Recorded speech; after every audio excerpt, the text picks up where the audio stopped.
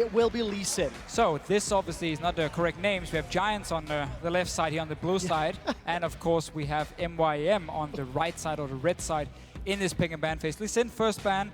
No surprise coming in from MYM in terms of the Rek'Sai, which we will see banned most likely throughout the entire day. Well, you are 2 for 2 thus far. 3 more games to go through.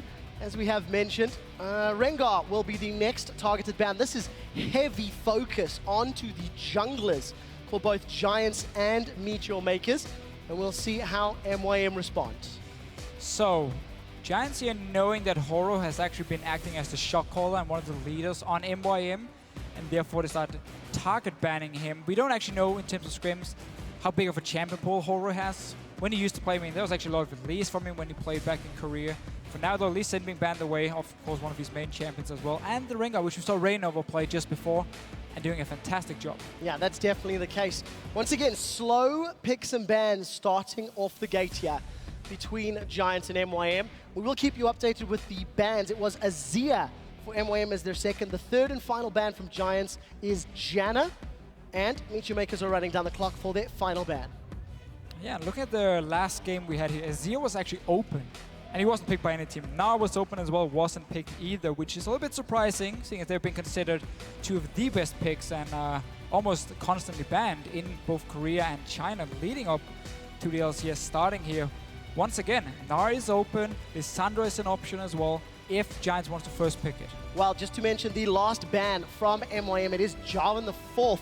So you'll see that updating in a moment. Rek'Sai, Jarvan, and Azir taken off the table. My question to you is, the power pony of Hecarim going to see the light of day? Is Elise going to see the light of day? With so many jungle bans, who are Horo and Frederick going to pull out the gates? Evelyn's had some changes on this patch as well. I think you have to ask the question, who are they going to pick? It's a first pick Thresh for Giants. But once again, time is being run down. Okay, so Giants here aiming for the second, we can say, tier 1 support in Thresh, with Janna being banned away by them, and also trying to target towards Nisbeth, who is, once again, he's a solo queue support, has been picked up by MYM here, and is actually playing his very first professional game on the stage in our new studio here in Berlin. So they want to target both towards Horo and Nisbeth, and therefore also first picking Thresh, even though there's so many good options. Again, Nara, Lissandra, whatever you want for the top lane here, it's up to MYM to choose. You need something where a Mimer he can carry, that's for sure. And also you need to make sure Blizzard gets on a comfort pick. Ahri would be one of them. He's an assassin player, ADC, that's the stuff he likes. Well, we'll see what he can eventually get locked down. We're looking at the Giants coach for the time being. That is Lozark, helping out the team during picks and bans. You can hear them talking. You could argue longer picks and bans because of the involvement in coaches. Every time the cameras cut to them, these guys are talking away, communicating with their teams. You touched on the fact that the Thresh locked in by Rydle on the side of Giants is not only taking that from Nisbeth, but Rydle is a little bit of a one-trick pony. He's played an excessive amount of Thresh, by far his most played, and in my opinion, by far his best champion. Yeah, so that's a good sign for Giants. Sure it is, but by first picking here, you really also show to teams in the next few weeks or the next few games that, hey, we really need this Thresh lock in here for our supports. We want to first pick it despite other picks being open. I mean, you end up giving Sivir over to MYM. We saw what Steelback did in the last game. It's been one of the best AD carries because of your ulti. It's so strong in creating these team fights here, and your laning phase against the likes of a Corki is just fine because you can just push it up again and again and again. Yes, you lose one-on-one to Graves, but if you just play a little bit passive and just sit back farming, it's okay, and you then focus on these mid-game into late-game teamfights with your ulti instead. Well, we'll find out what they decide to do. As you mentioned, Graves locked in, along with that Elise for Frederick. So with so many junglers taken off the table, Matokan is busy talking to his squad, and that is an Olaf locked in. A little bit of a dance on the side of MeetYourMakers. Okay. And that is going to be a return of the Viking. So Horo dancing around a little bit. So should be his jungle pick then. It is still actually a flex pick. He can go to the top lane from Mimer, not something we have seen in a long time. Same can of course be said for the jungler. Remember, you do get more gold here on 5.1. So playing more of a late game jungle carry could actually pay off as long as he can power farm the jungle and still stay relevant in early mid game in terms of like pressure on the map. Well, a lot of pressure then onto Horo's shoulders. We know that he's picked up the role of shot caller on the side of MYM. We did see that Nami locked in to round out your AD carry support comp. Yeah, and also both Sivir and Nami able to speed up the Olaf here in these team fights to make sure he can just go crazy, get onto the enemy backline here and start wrecking faces. Well, mobility is the name of the game for MeetYourMakers. 20 seconds left on the clock for Giants. They need to round out their team composition. They've got the ability to find picks with Elise and with Thresh and the burst damage that Graves is going to put down. The question is, how do they round out their team composition? With LeBlanc, you feel like Giants is going towards a fairly heavy pick style of team comp. Werlyb is going to pull out the Jax, and I'm going to say it right now, challenger player top laners have not impressed me with Jax either. And we did see Werlyb sort of flirting with the champion over the last few months, but that's going to give you some late game safety as well, if Giants can get him there. And it's going to give you some split pushing, and also the option of doing a two-man Baron in the game here fairly early on with Elise and Jax together, if they can try and sneak it here. The Baron is a bit weaker. But yeah, very pick-focused from Giants, and then you have the split pushing coming in from the Jax. Can even go into a 1-3-1 with the LeBlanc, pushing and just having Graves sitting in this mid lane here. So definitely is setting up to try and make sure Werlyb can get going on this Jax here, because there's still a counter pick left for MYM on this side, and obviously Olaf we expect is to go into the jungle, meaning Mimer pick whatever he wants for this top lane into Jax and Renekton. That wouldn't be bad. Yeah, and I do want to expand on the fact that it is Mimer, of course, once again in that top lane, arguably the best top laner of the summer split from 2014. He put up him and Freddy up there fantastic performances throughout the split. I agree with you there, Freddy as well. And of course, Renekton has received some changes in 5.1. We'll see if he can get rewarded for all of that aggressive champion-based play. But it also puts pressure on Werlyb. The early game is going to be so difficult for that Jax against the bully that is Renekton. Yeah, it's going to be a tough early game for him, but if you manage to survive the laning phase, we know a Jax will completely outscale Renekton.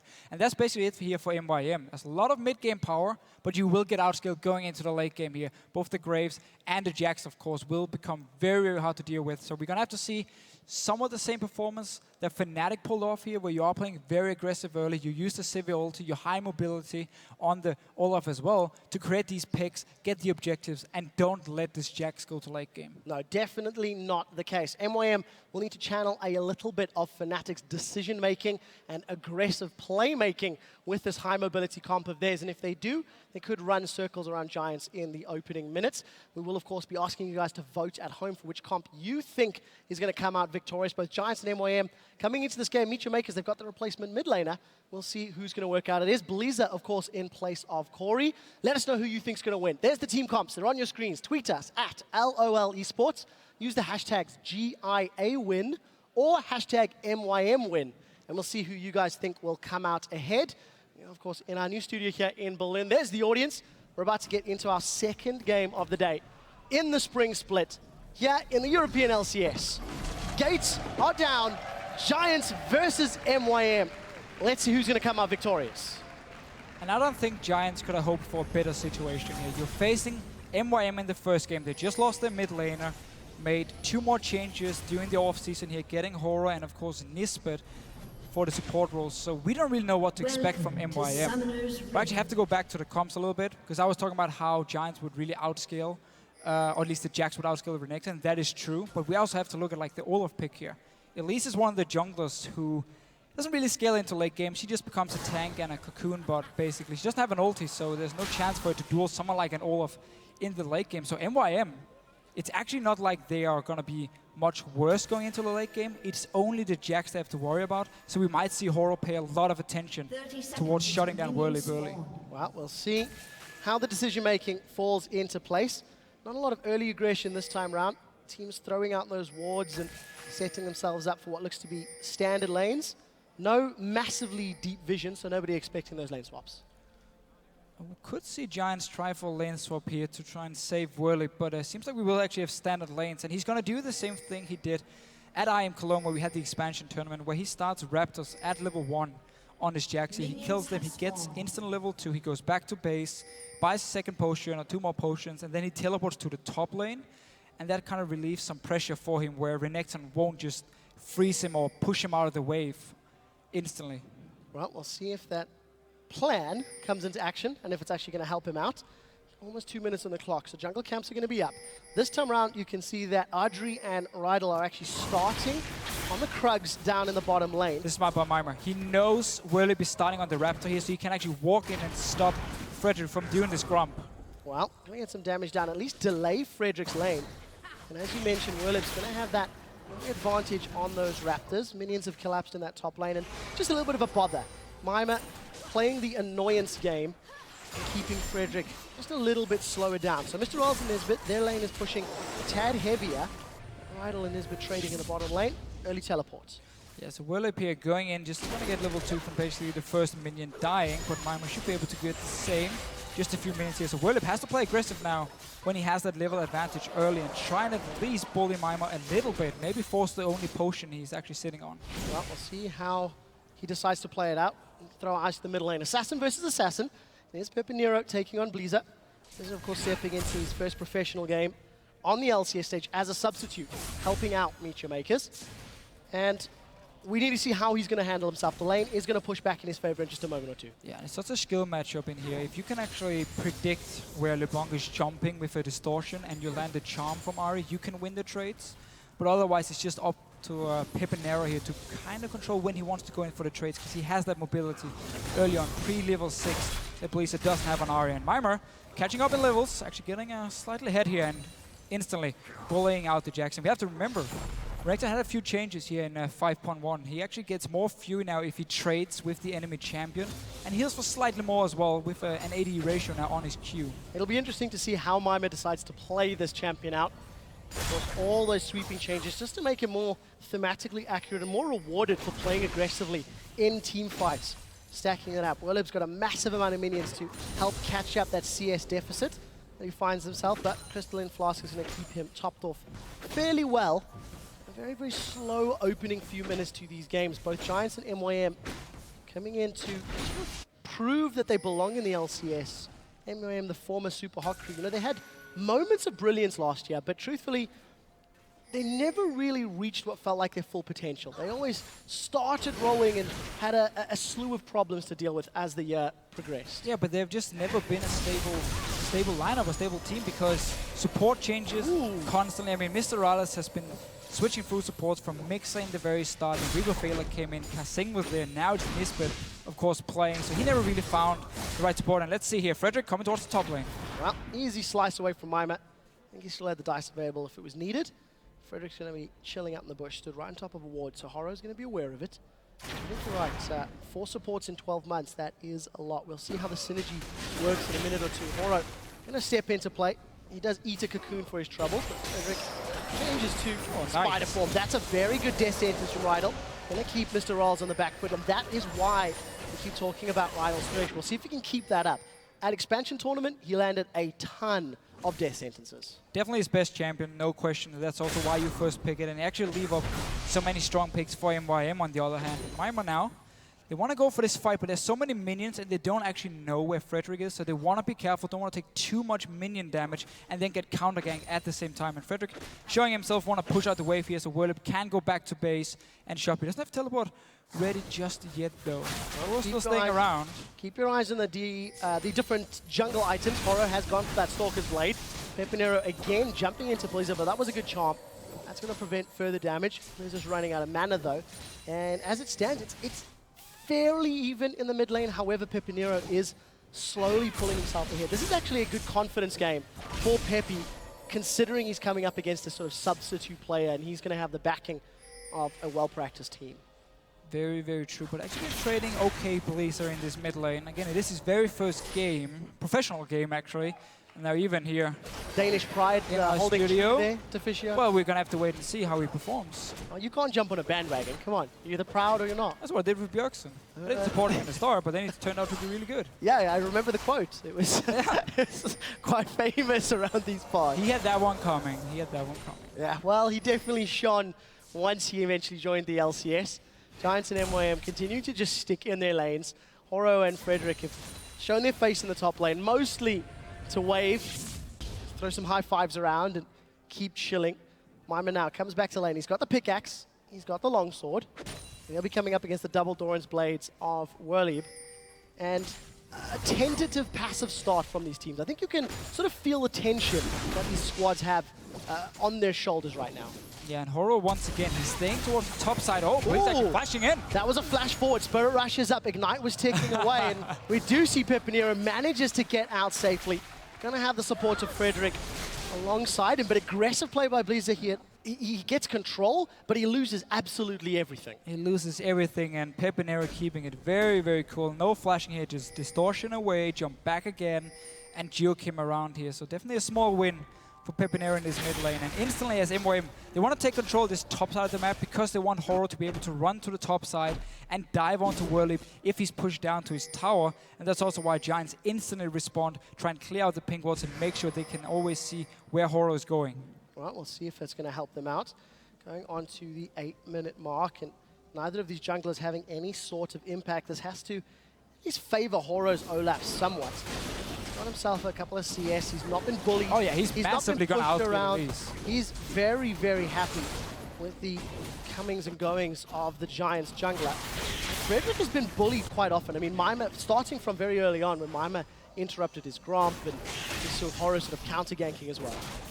If Horo can get to his late game point as well, I mean, he will be able to just run in at Adryh here on the Graves, and there's nothing that can stop him. He has all the speed ups he needs. Didn't even have to run Ghost because he has Sivir on his team, even the Nami, providing even more movement speed for him, so he could run the Flash. And just been happy sitting and farming, getting his level 6 very, very soon, and then we can see some action happening. Well, we'll see.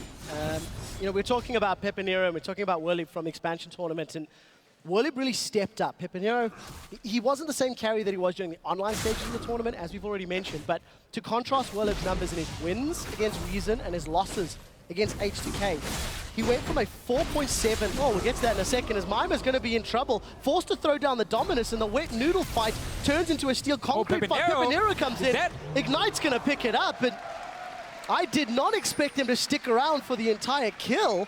But a very good roam from Pepi. Yeah, not a single ward from MYM on this top side right now here, so Pepinero could roam up. Blazer isn't even able to push it down in time, so Pepinero losing nothing in the mid lane and getting a first blood on this top side here. Very nice setup and a lack of wards from MYM. You should never be able to just roam freely from this mid lane to the top side. Mimer had no idea what's happening. He was staying around trying to trade. Especially in a lane matchup where you know that Jax is going to be receiving some help. Jax is always going to have a couple of buddies tapping him on the shoulder. Always looking for the undertow, does not connect with Frederick's Elise, so decides to back away. And we'll quickly go back to the story time. Werlyb in his wins against Reason, 4.7 KDA. Werlyb in his losses against H2K at LAN, 0.7.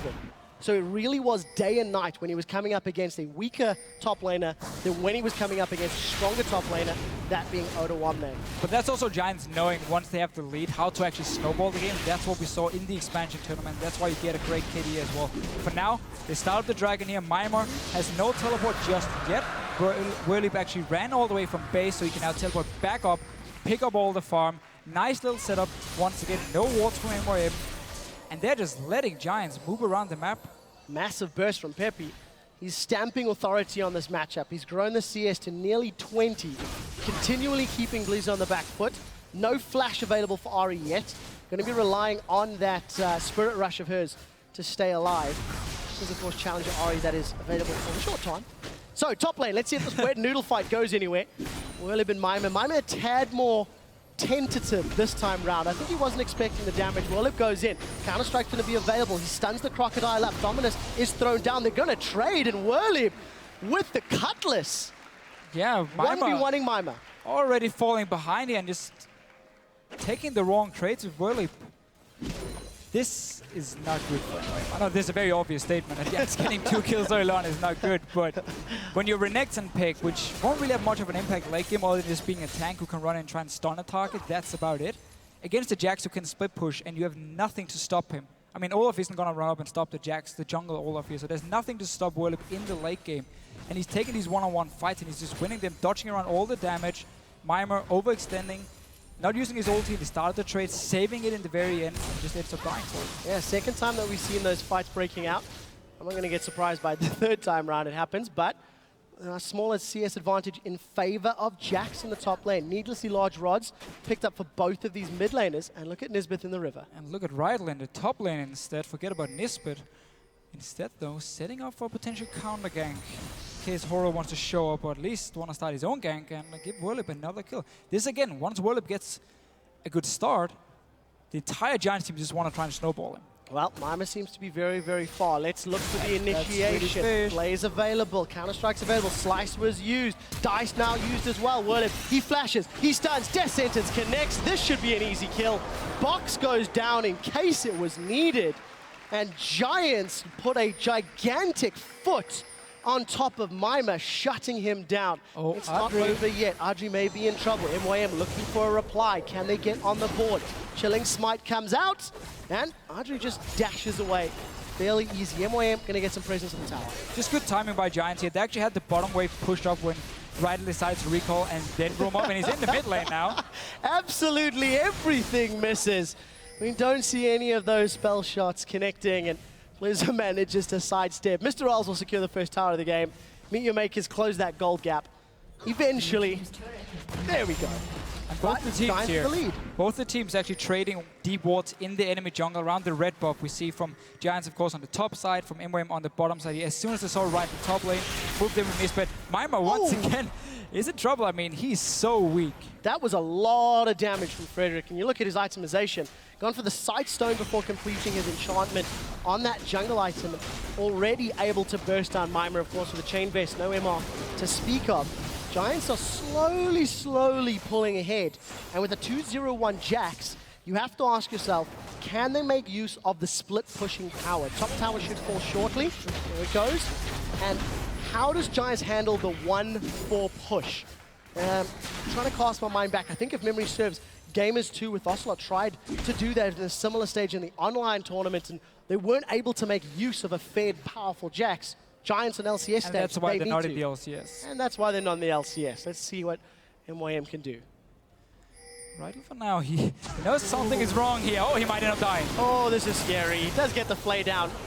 He was way out of position, but look at the rest of Giants. They're going to get some positioning on this mid tower. Trading a support for a tower, I think that's a fair trade at the end of the day. Giants will be happy with the global goals. The Giants always just one step ahead here, moving in onto Blizzard. Oh, Pepper flashes for that one. The root goes down. We see the spider come in, sinks the fangs, and that's a kill. Adryh from downtown with collateral damage. Red buff, the Brambleback still bashing away in the back line. Here comes Werlyb. Exhaust is out, but he doesn't have the support of his team members, and it's a kill. The charm connects, and I think that's going to be them. Finishing out was the Cocoon. Oh, the red buff is not done. Oh, red buff still not done. Werlyb has got the help of the minions. Hops over the wall, and Peppy gonna play very cheeky. Dashes in and out. Giants 4 kills to 1, and they got the mid tower. But again, this is Giants who wants to get the early lead. Oh, Nisbeth! Oh, does manage to bounce backwards. Nisbeth survives. Pepinero couldn't really get the last part of his combo onto him and try and pop him there with the early DFG being built. From a fairly easy laning phase, to be honest. And that's what you can do if you don't feel pressured at all in the laning phase. You can just instantly rush a DFG. No need for anything or anything in Pepinero's case here. But Giants, once they have the lead, you constantly see how they want to go into the enemy jungle, put up the wards, take the fight. Rydle knew, okay, there's a high chance I'm going to die for face check. But at least then we can take a mid tower instead. And that's what happened. And then the rest of Giants just walked back in. They weren't done yet. Constantly pushing it.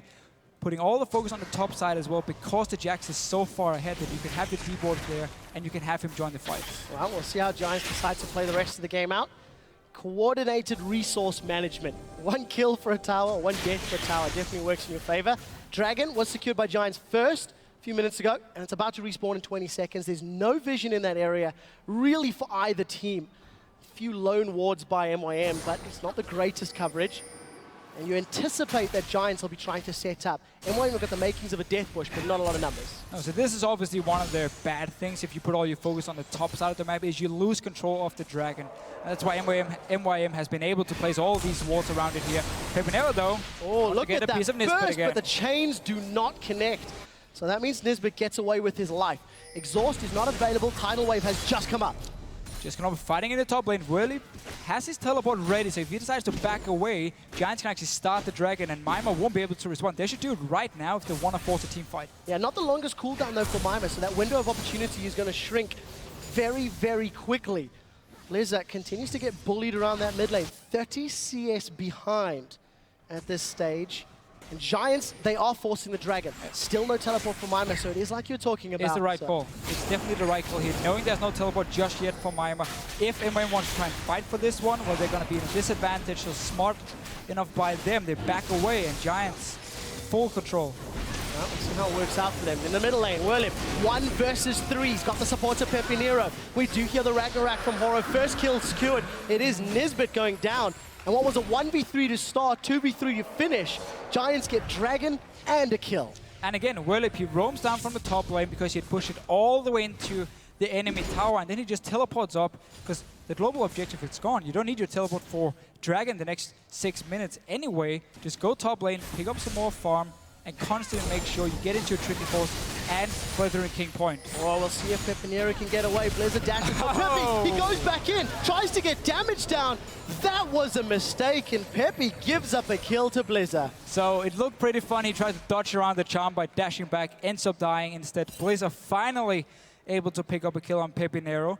2-1 actually. He's been one of the few positive things for MYM so far in this Ahri, at least in terms of the kills he's been able to pick up. Yeah. His laning phase was very, very shaky. Positive's a strong word, I think, Deficio. Okay. Danish pride is clouding your vision, I think. But yes, 2-1 is still 40 CS down. We do see the enchantment for Frederick. It has been picked up. We'll get to that in a second. He's about to find some trouble. Horo and Nisbeth gonna run in, sings his bangs. Nisbeth gets caught. Horo gets pulled back with Frederick and Rydle. That's a flash play. We did see the collateral damage from Adryh, and 2 more kills to Giants. 1 for Frederick, 1 for Adryh. It's 7-2. And a gigantic lead for the Spanish Armada. Just reading MYM like a book right here. Waiting for him to come down to gank the bottom lane. 2 easy kills. Straight into the enemy jungle once again. Place your deep wards. You have a side stone. Early build on Frederick. Just a smart choice by him as well. Knowing, okay, we're winning the early game here. Let me get this early side stone so I can really dominate the map together with my support in terms of the wards. Approaching 20 minutes. Approaching 5,000 gold.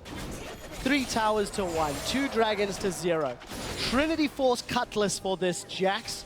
Juggernaut in the hands of Frederick's Elise. You can also see DFG making a death cap for Pepinero. It's just really, really big item spikes. Giants are getting to the point where they're nearly a full item ahead in some of their carry rolls. And you're making sure the enemy Olaf here can't really farm anything because you just take everything in his jungle, then you back away. Once it respawns, you walk in, take it one more time. And Horo's now forced to actually try and find farm in the lanes instead, where he's taking it away from someone like Blazer or maybe even MrRalleZ, who both need their farm if MYM needs to come back in this game. It's going to have to be a whole lot of mistakes from Giants, I feel, for MYM to come back in this matchup. About 20 seconds, sorry, a few minutes until Dragon comes back up. Giants have got the first 2. Uncontested, completely uncontested. And with the timing, with the control that they've got in the game, you have to feel that Giants are just going to continue to strangle the life out of MYM. Pepinero steps forward, does it to charm actually.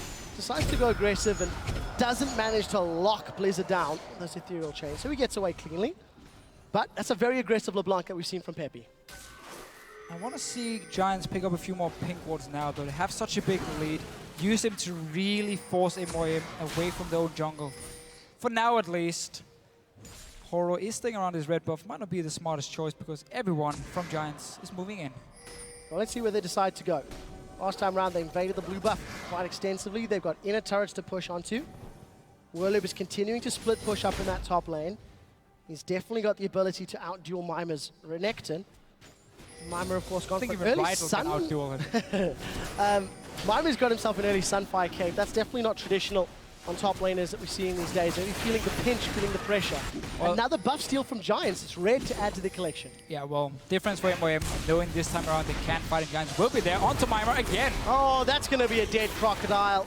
He just gets minced, shredded, skinned, and Giants turn their attention to the tower. Peppy gonna play the distraction game, and Giants take a tower after an easily coordinated dive. So the Sunfire you were talking about just before here for Mimer, it's just him trying to say, I need some power right now. It is cheaper than the Radiant's Omen, but also weaker in the late game.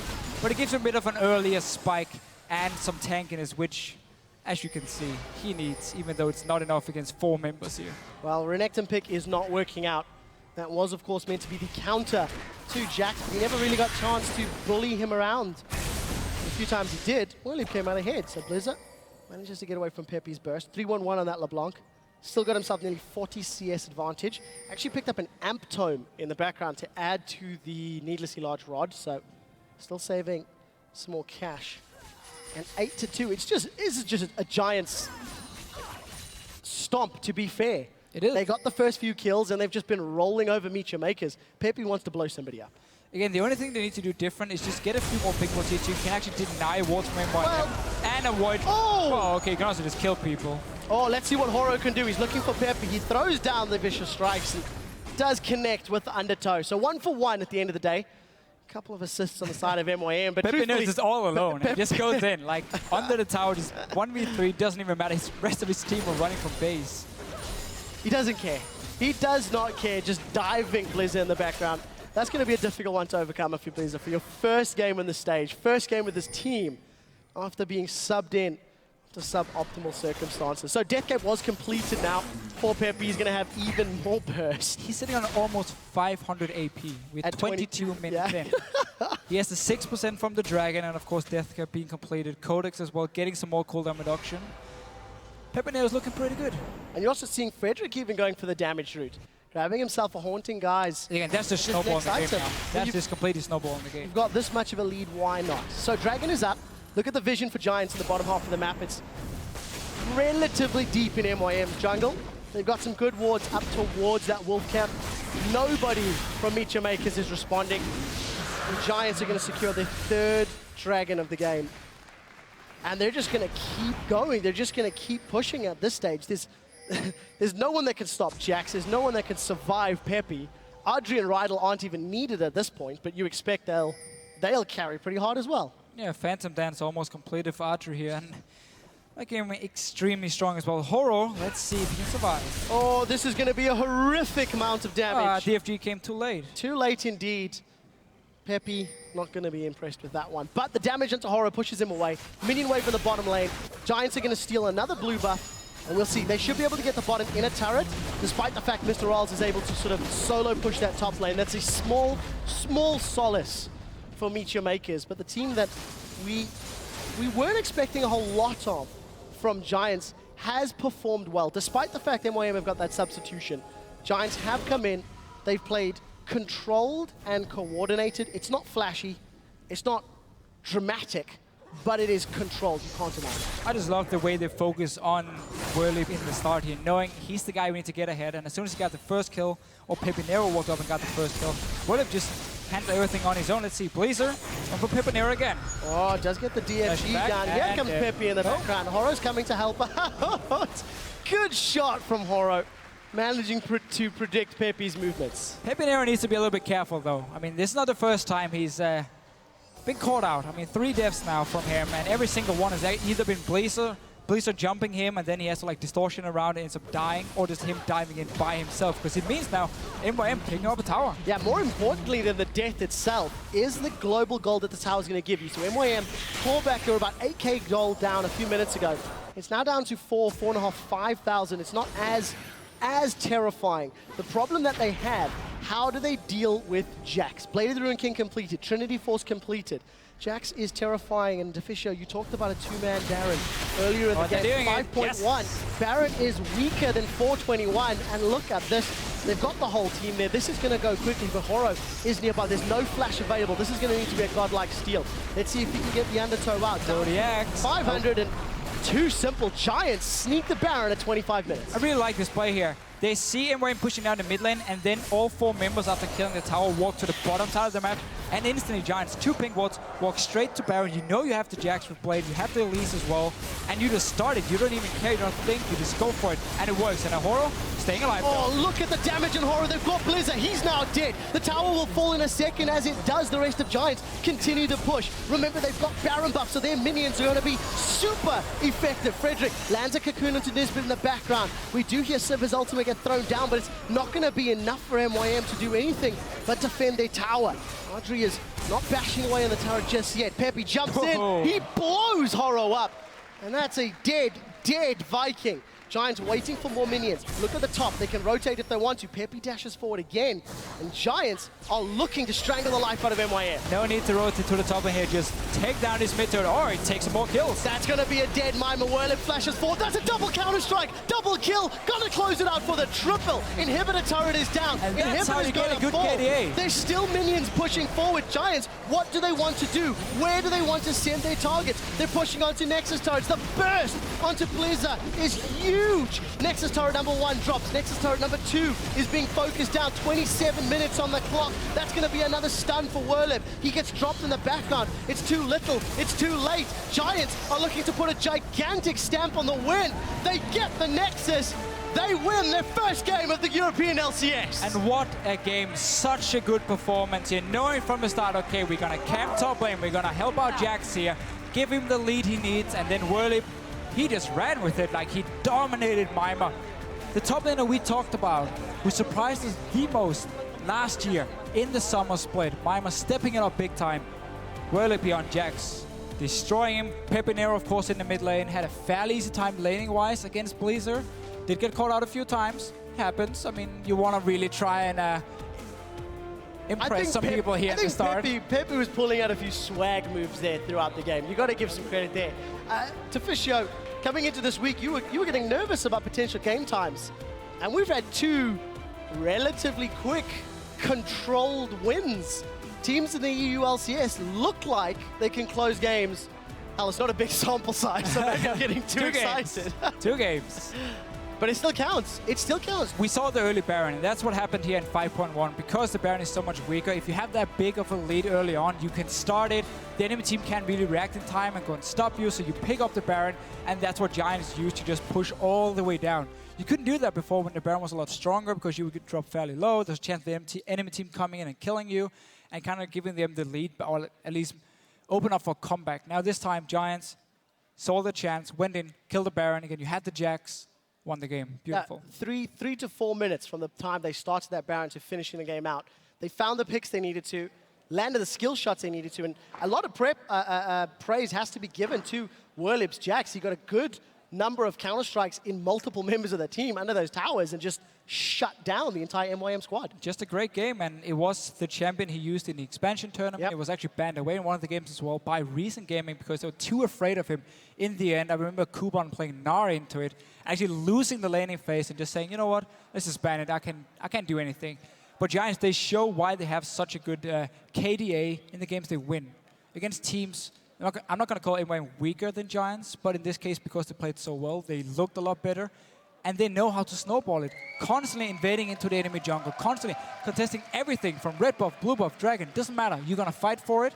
We are in the lead, so we're going to win this fight here and close out the game. Yeah, I think it's not too unfair to say in this matchup, they were playing against a weaker MYM because, of course, they had a very, very last-minute substitution. True. We need to see how MYM, bounce back from that. It was quite shocking news that Corey, stepped away from the team. Yeah. And you have to wonder what sort of mental impact that does to the squad, that does to the players. MrRalleZ, a guy who's gone through 4 supports in a year. We were talking about it. Him and Nisbeth never got a chance to shine because the game was already falling so far behind before their impact became even relevant. Yeah, there was just no focus on the bottom lane. It was just a standard farm. Crepo said on the analyst desk, when you have a new bottom lane, you don't really want to go for these aggressive plays. You kind of want to stay back and just play it fairly safe and instead focus on team fights, and that's what they did. But due to the top lane just going horribly wrong, even the mid lane early on in favor of LeBlanc here. We talked about the matchup was fairly hard for Ahri. You have to time that charm here if you want to do anything to LeBlanc, but once the top side of the map was gone, I mean, the entire game was just lost. MrRalleZ had no chance to do anything. Same goes for Nisbeth. All right. Well, I would like to take a moment to welcome the newest member of our broadcast team. It is Devin Pyrotechnics Young. We're looking forward to seeing him here on the Shoutcaster desk tomorrow. But for now, we'll throw to stage where he's going to hear from the victorious Rydle about